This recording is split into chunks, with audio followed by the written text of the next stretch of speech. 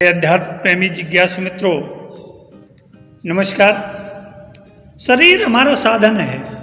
इसके माध्यम से हम प्राणिक शक्ति और ज्ञान प्राप्त करते हैं। दैहिक, दैविक, भौतिक तीन तरह के तापों का निवारण हमारी ब्रीदिंग एक्सरसाइज से होता है। प्राणों के स्पंदन से मन प्रकट होता है और मन की गति कम होते ही हम क्लैरिटी पा लेते हैं।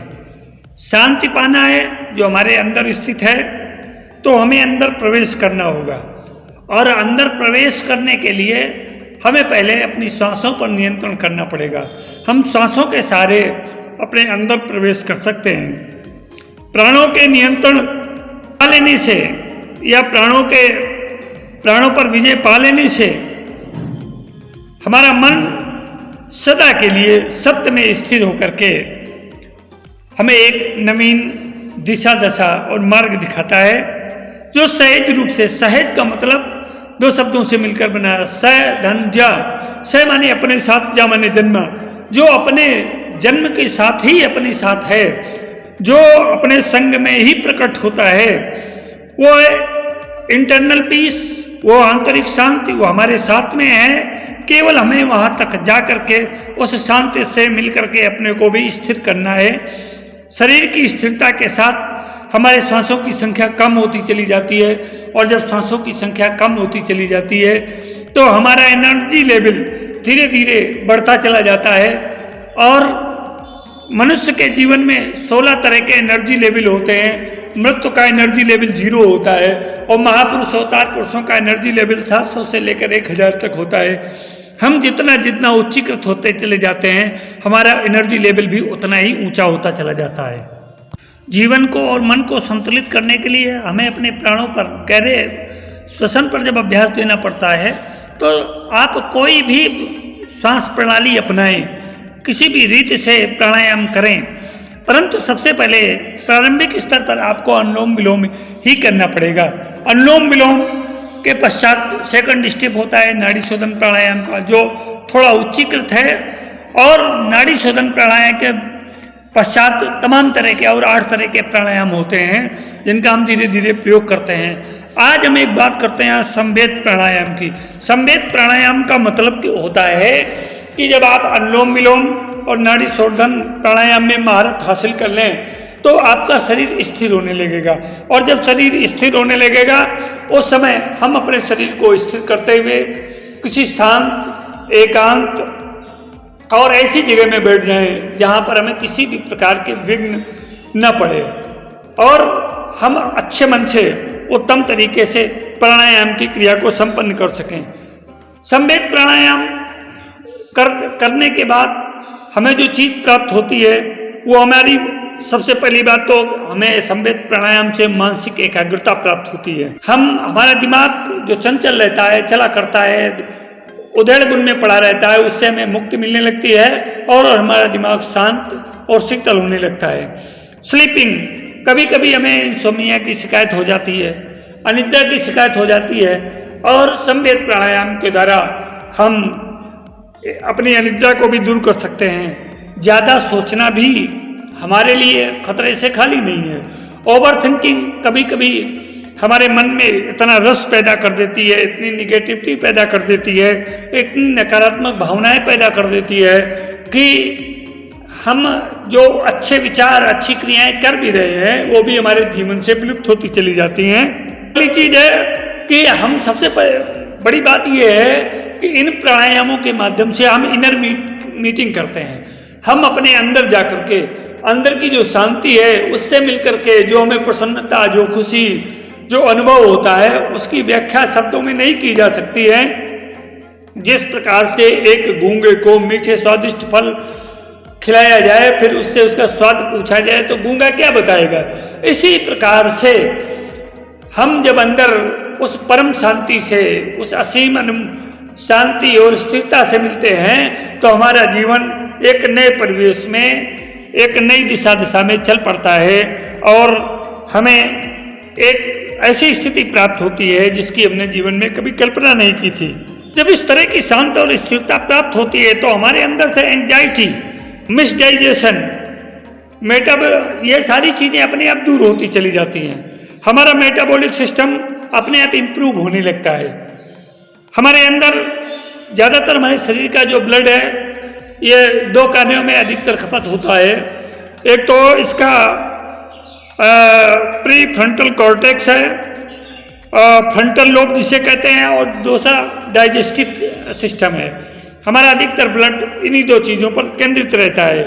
और जब हमारी गट लाइनिंग बिगड़ती है, जब हमारे डाइजेस्टिव सिस्टम बिगड़ जाता है, डिस्टर्ब हो जाता है, तो हमारा जो रक्त है इन जगहों से हट करके दूसरी जगहों पर चला जाता है। वो शरीर में, हाथ पैर में, अन्य जगहों पर चला जाता है और अन्य जगह पर जाकर के हमारे लिए उद्वेग, संशय, अज्ञानता, घृणा, इस तरह की तमाम नकारात्मक स्थितियां पैदा कर देता है। तो जब हम प्राणायाम करेंगे तो प्राणायामों से ये चीज़ हमारे अंदर इम्प्रूव होनी शुरू हो जाएगी और इम्प्रूवमेंट के साथ साथ हमारा जीवन भी बदलना प्रारंभ हो जाएगा। अगली चीज़ है कि हमारे अंदर जो एक निर्णय लेने की क्षमता है, कभी कभी हम संभ्रम का शिकार हो जाते हैं, दिग्भ्रम हो जाते हैं, हमें पता ही नहीं चलता है कि समय में कौन सा कार्य करना चाहिए, किस बात पर कौन सा निर्णय लेना चाहिए। हमारे अंदर एक स्थायित्व आता है, निर्णय लेने की क्षमता बढ़ती है, हमारा मस्तिष्क तेजी से काम करता है और बिना फ्लो में बहे सटीक निर्णय लेने में सक्षम हो सकता है। हमारा लिम्फ सिस्टम, जो हमारे कोशिकाओं में जीवन द्रव्य भरा हुआ है, जिस जीवन द्रव्य में हमारे जीन्स और डीएनए मिलकर के हमारे जीवन का संचालन करते हैं, हमारे जीवन का लेखा जोखा रखते हैं, उनमें एक नवीन स्फूर्ति पैदा होती है और ये लिम्फ ही इसको सफाई हमारे श्वासों के माध्यम से होती है। और अगर हमारी गहरी श्वास नहीं होगी तो इनकी सफाई नहीं हो पाएगी, जीवन द्रव्य की सफाई नहीं हो पाएगी।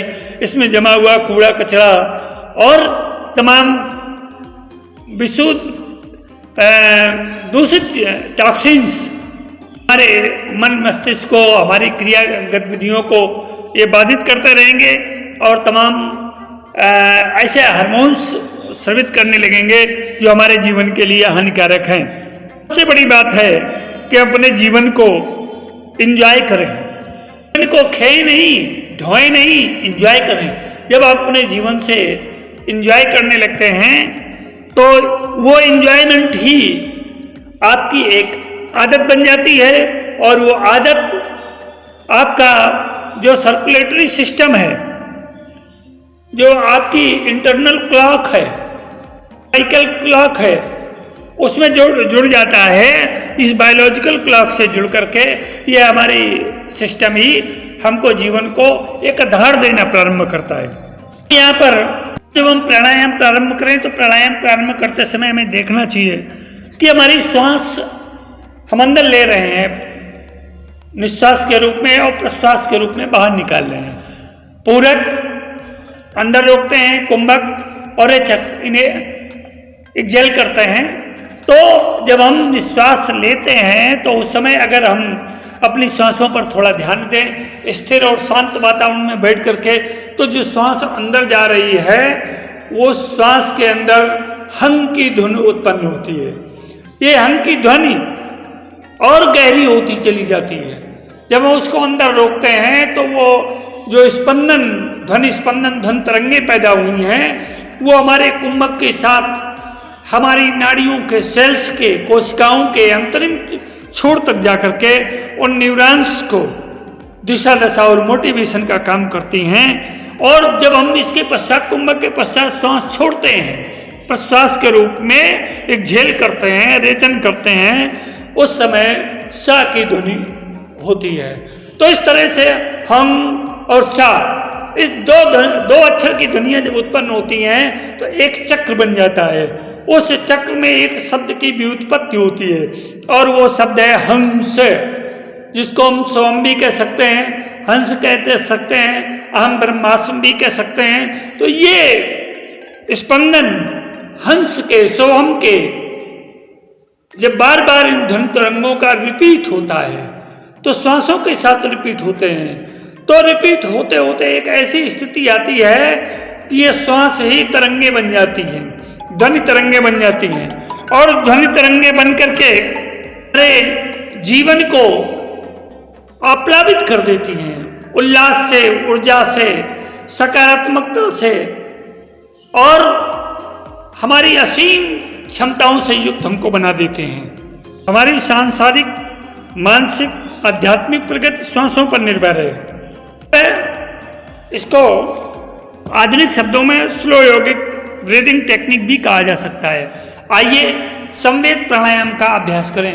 किसी भी आसन में शरीर को स्थिर करके सीधे बैठें, अपने दोनों मणिबंध अपने घुटनों पर और अपने हाथ ज्ञान मुद्रा में। पहले सांसों पर ध्यान दें।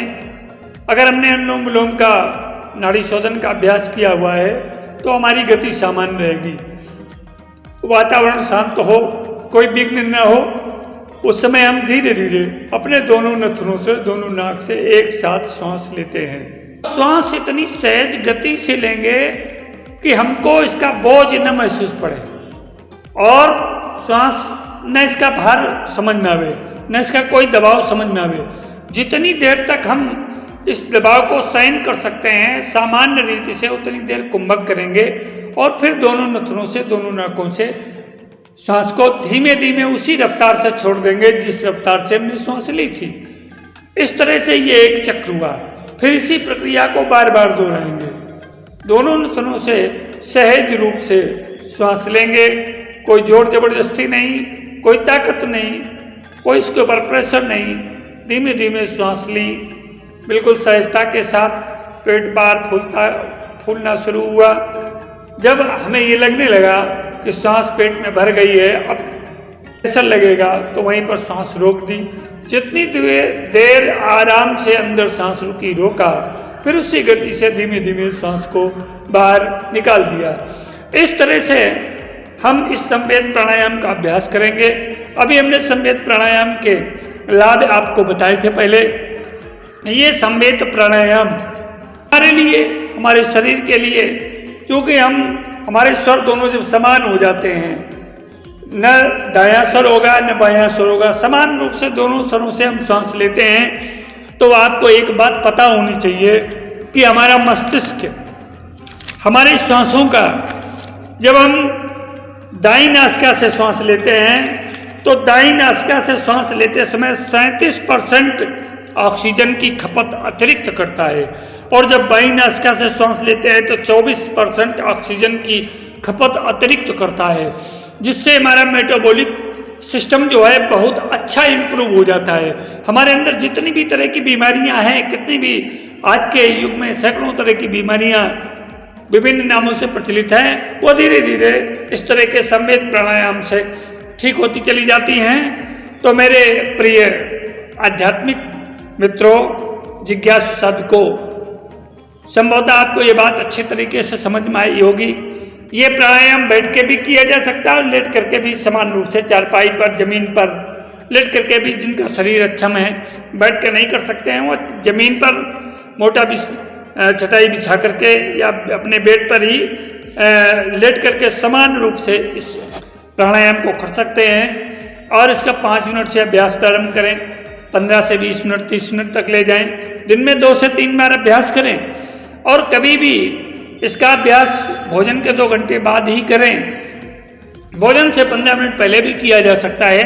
ध्यान ये रखें कि सुबह जिस समय वातावरण में ऑक्सीजन की मात्रा सर्वाधिक होती है, वायु सर्वाधिक शुद्ध होती है, उस समय ये किया हुआ प्राणायाम हमको 24 घंटे एनर्जेटिक ऊर्जावान बनाए रखता है। तो प्रातः ब्रह्म मुहूर्त में और सायंकालीन संध्या वेला में इस अभ्यास को अवश्य करें, और समान रूप से अपने जीवन को एक अतिरिक्त ऊर्जा दें, जीवन को नई दौर दिशा दें। जीवन के साथ योग चैनल में राजन आचार्य का सप्रेम अभिवादन।